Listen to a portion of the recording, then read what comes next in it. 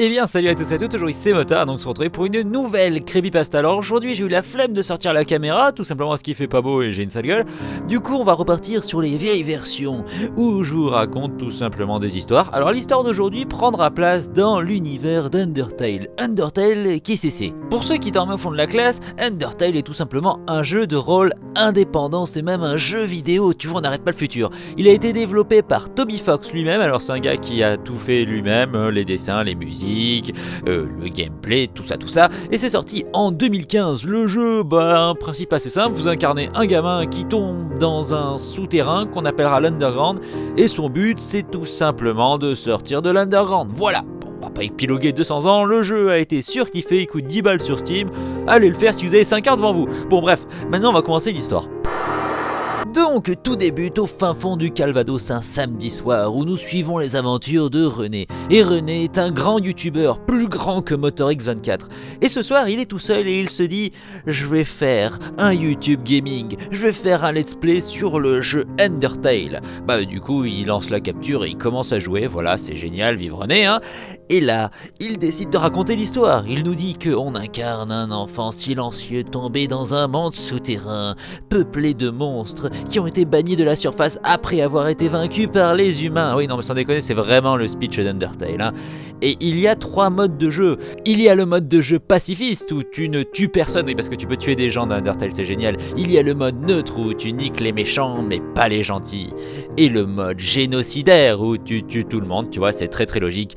Et René nous dit pour ce let's play, je vais la faire en mode génocide. Je vais me mettre à l'AK-47 et je vais shooter tous les monstres. Ouais, franchement on est mal parti dans cette creepypasta, je vous l'annonce hein. C'est là que le jeu commence et donc René il part à l'aventure, et il rencontre une fleur qui s'appelle Flowey, qui est une petite fleur et apparemment elle est même adorable. Et là il commence à discuter avec elle et elle tente de le tuer. Non mais cherchez pas la logique, c'est comme ça que ça se passe. Elle lui dit mais René, je t'envoie de l'amour, oui beaucoup d'amour. Mais tu vois René il est pas débile, du coup il esquive et bam, high kick dans ta gueule. Du coup la fleur elle a mal et là la fleur elle a un visage creepy et elle se met en colère parce qu'on vient de la taper alors qu'elle vient de tenter de tuer quelqu'un, bon bref, cherchez pas la logique hein. Et là, elle sort des grandes dents et clac, elle tente d'attaquer René, mais René, paf, il est pas débile hein, du coup il lui remet un énorme high kick à travers la tronche. Bon, c'est à partir de ce moment-là que je vais carrément rusher la creepy parce qu'il y a plus aucune logique. Alors bon, René il a compris, il faut tuer tout le monde, il tue la fleur, il tue San, il tue Papyrus, il tue ta grand-mère, il tue tout le monde, tu vois, il arrive à la fin du game, il se dit nickel, la YouTube Money elle arrive, je vais pouvoir me rouler dedans tranquille, pépère, et la game over, il a fini le jeu, cherche pas, c'est logique. Et il se dit nickel, j'ai terminé. Et là son ordi plante. Et il y a une petite fenêtre qui s'ouvre en lui disant « Mon cher René, mais tu es pathétique, maintenant tu vas vraiment mourir. » Et là René il se dit « Mais attends c'est pas logique, je viens de terminer le jeu, j'ai niqué le game et je vais mourir. » Et là son ordi plante. Et là René il commence à flipper. Bon, il jouait sur un vieux Packard poubelle, donc tu m'étonnes que ça plante régulièrement. Et là la lumière s'éteint.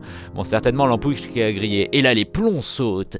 Et là René il a peur. Il est dans son appartement tout froid. Il se dit qu'est-ce qui va m'arriver? Alors vous qui suivez mes vidéos depuis longtemps, vous savez comment ça va se terminer. Mais lui il le sait pas encore. Du coup il se retourne doucement de sa chaise. Et là il voit un tueur avec une tête de fleur, avec un grand couteau et un saucisson. Et il se fait dégommer. Voilà, tout simplement, c'est comme ça que se termine l'histoire. J'espère que ça vous a plu. Moi j'ai trouvé ça débile. Débriefing, alors, je vais vous raconter un peu l'histoire de cette histoire, c'est logique, ne cherchez pas. Alors en fait, j'ai trouvé cette creepy sur un forum de creepy, oui, vous suivez, c'est bien. Et du coup, un pauvre gars a décidé de tenter de faire peur à tout le monde avec son Undertale modifié. Alors première chose, les histoires de cartouches hantées, de jeux qui tuent les gens et de trucs comme ça n'a plus aucune utilité en 2016, 2017, 2018, 2019, 2020, bref, si vous voulez écrire une creepypasta, évitez les jeux tueurs, c'est vu et survu. Et seconde chose qui ne va pas, c'est que le gars a utilisé l'image d'Undertale. Alors je vais pas trop parler de la fanbase qui va te dire oui mais alors faut pas toucher à Undertale, faut pas dire du mal d'Undertale, sinon tu vas avoir des problèmes. Non, tout simplement Undertale est un super jeu vidéo qui vous place dans un univers assez creepy, qui s'inspire des jeux Mother et qui s'inspire tout simplement de l'univers creepypasta global. Donc moralité, il n'y a aucune utilité à en faire une creepypasta, tout simplement le média n'est pas fait pour. Enfin, pour que ce soit une bonne creepypasta. Du coup, j'avais envie de rendre hommage à ce pauvre garçon qui s'est cassé les dents sur une histoire avec un truc hanté et Undertale. Bravo à toi, franchement, cette vidéo t'est dédicacée. Sur ce, j'espère que cette vidéo, pour le coup complètement inutile, vous aura plu. Prenez soin de vous, à plus et bye bye. Pensez à vous abonner, à liker, à commenter, à partager et surtout, n'oubliez pas de jouer aux jeux vidéo parce que les jeux vidéo, c'est très important. Voilà.